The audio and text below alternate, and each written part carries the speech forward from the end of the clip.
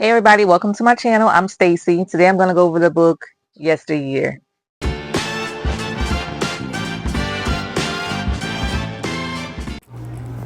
So it's summer, y'all. Yeah, it's very, very hot in Louisiana.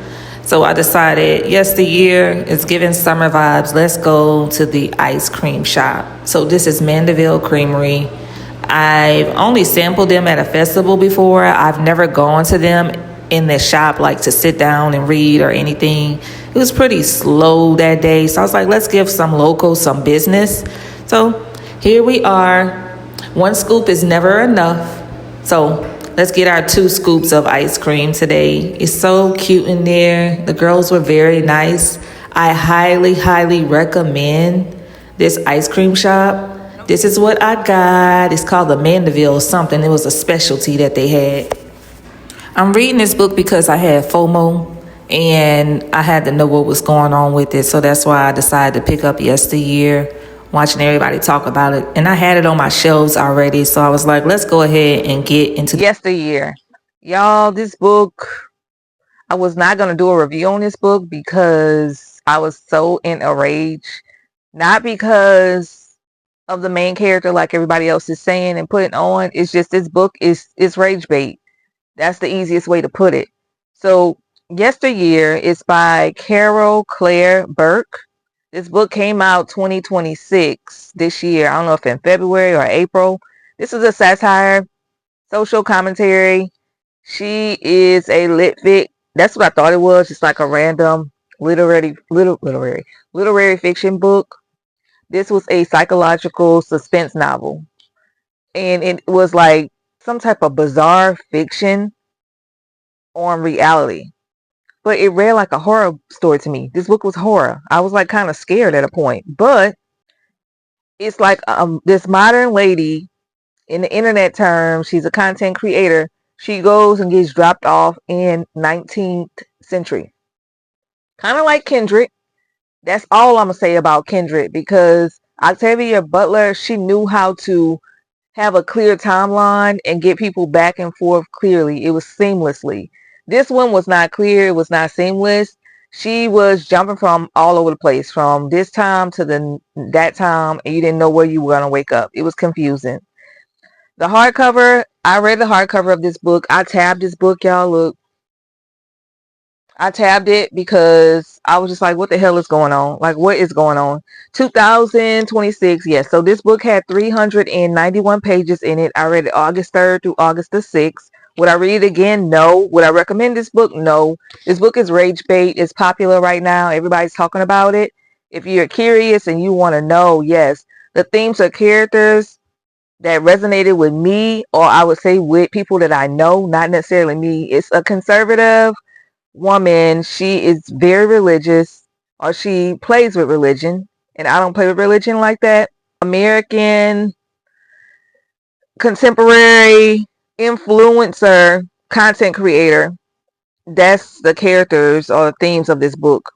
Emotions and thoughts and memories it brought up just working with these type of people or in Trader Joe's or Whole Foods, and you see this type of woman. And I live in the South. Y'all know I live in Louisiana. Down south. You can't get no more south besides Florida. But these women are at work. These women are in my community. These women are at the library. These people are all over the place. So this main character, she didn't really bother me. Like, I wasn't triggered by her at all. She's a feminist. The author is definitely a feminist, but the main character is truly a feminist. She hates her husband. She hates her kids. She hates her father-in-law. She hates other women who look at her. She thinks everybody's jealous of her. It's just a character that they want you to hate purposely. So I didn't really hate her. I was just like, oh, okay, she's regular. My opinion about the author style, I think she's a podcaster. Let's see what about this lady. So she received her master's in fine arts from Bennington Writing Seminar. She is the co-host of Diabolical Lies, a political and culture podcast. Yesteryear is her first novel. So this is the lady. So Yesteryear is her first novel, and I can see it's very political, and she likes to push that button. Y'all know the skit by Drewski when he had that little lady that was just unhinged and being wild at the rally? That's the type of vibe that was coming off with this book. You watch that documentary of, I think her name was Hildebrand or something like that. Hildebrandt. They lived in Utah, like Mormon or some type of religious type of woman. And she was getting advice from like this cult leader at a church. And she had her children locked up in the basement, starving them, and that type of situation. That's what this was on. It was on that type of time. It was risky that she put a lot of Bible verses in this book because how I was brought up, we don't play with the Bible like that.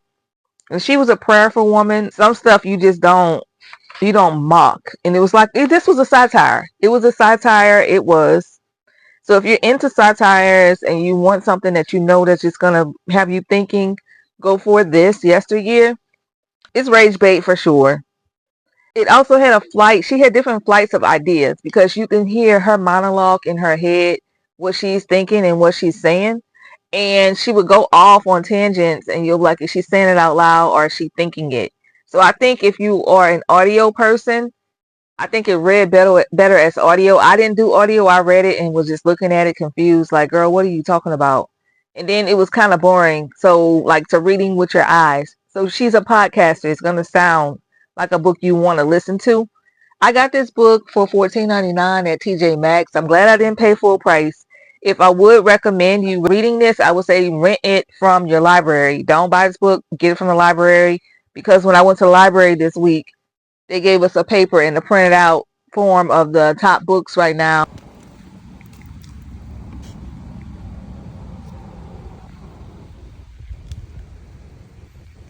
This was number one. And they have it at the library. So go for it and get it if you're going to get it that way. But I wouldn't buy it. I don't want to keep it. It's a pretty book. The aesthetics of the book is cool. And I like a hardcover, but I'm giving this book away. I don't know to who just yet, but just know you're gonna be rage baited with this. It's gonna trigger you. The writing style, I'll say a 1 out of 5. I didn't like the writing style. It was boring in the beginning. In the middle, kind of picked up after page like 100, but the end kind of fell apart. I don't. It was just like subjective in throughout this whole book. And reading is subjective. Writing is subjective. So I'm just like, oh no. Readability, I say like a 2.5, 3 out of 5. Relatability, I say a 3 out of 5 because I do know people who are like this in real life. So it's relatable. Personal impact, 1 out of 5. No personal impact for me at all. Originality, I say a 4 out of 5. Well, not really because it had time travel in it and that was like the biggest factor in this book. Plot, 1 out of 5. The plot made no sense to me. Like, why are you jumping from different centuries? Like, it just did not have a steady flow. What I liked, I did enjoy. Okay. So I did enjoy that she knew that Bible word for word, but in the next breath, you cursing and doing all this and that. You don't play with that type of stuff. Like, I don't like when people use the Bible to, I don't like that. So Yesteryear is a ranch. That's the name of the ranch. So I like that it gave you a clear visual of where they were, the setting of where this was taking place. Let me read a synopsis. So it goes, my name was Natalie Hiller Mills, and I was perfect at being alive. That's what it is. Like, it's talking in a different sense. You know, Natalie Hiller Mills is a traditional American woman, a beautiful wife, a mother who sells her pioneer lifestyle of raw milk and fresh farm eggs to her millions of social media followers. Her farmhouse is charmingly rustic. Her husband, a handsome cowboy. She hated him, by the way. Her 6 children, each more delightful than the last. So she's like a breeder. Yeah. So what if, I'll say, nannies and producers behind the scenes? Her kitchen is hiding industrial grade fridge and ovens, and her husband is the heir of a political dynasty. What Natalie's followers don't know won't hurt them, and the angry women question mark the privileged Ivy League coastal elite haters who call her an anti-feminist. They're sick with jealousy. But Natalie isn't simply living the good life, she's building an empire. So she's not living the good life, she's building an empire. She lives on this farm with her husband and her 6 kids, and she's posting as an influencer on social media with nannies and producers behind the scene. So until one morning she wakes up in a life that isn't hers, her home, her husband, her children, they're all familiar but wrong. Her kitchen is warmed by the sputtering fire rather than the electricity. Her children are dirty and strange. And her soft-handed husband is suddenly a contempt farmer. Carved into the wood threshold of the 1855, I guess that's the date. Just yesterday, Natalie was curating photos of homemade jam for her Instagram, and now she's expected to haul firewood and wash cloths until her fingers bleed. She she become the unwitting star of the ruthless reality show. Mm. Could it be time travel? Is she being tested by God, by Satan? When Natalie suffers a brutal injury in the woods, she realizes two things: that it is not her best, beautiful life. This is not her beautiful life, and she must escape by any means possible. It says this is a gripping, electrifying novel that is darkly funny. It was not funny, y'all. And so the thing was a trad wife. That's the topic. I guess that's a traditional wife, where everybody wants to live their lifestyle of a stay-at-home mom and just do traditional things like making sourdough bread from scratch and doing this, and that. Y'all, this book, it was a lot. At a point, the lady was talking about there's no such thing as a husband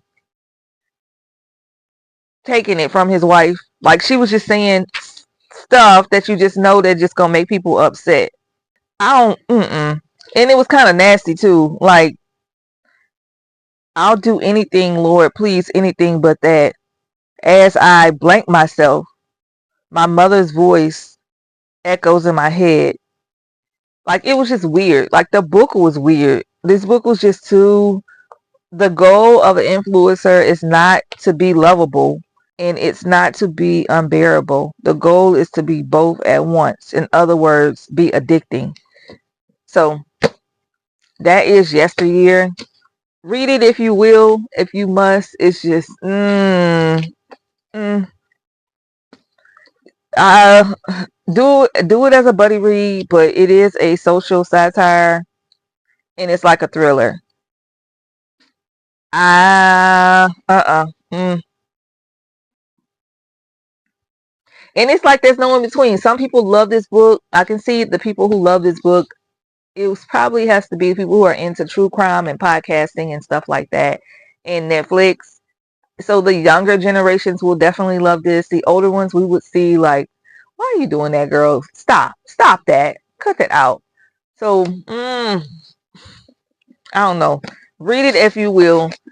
I am currently, this is my last book. I had to read something else immediately afterwards. I'm in Louisiana Lucky, and I'm doing this thing where I'm going to kind of do it as a challenge.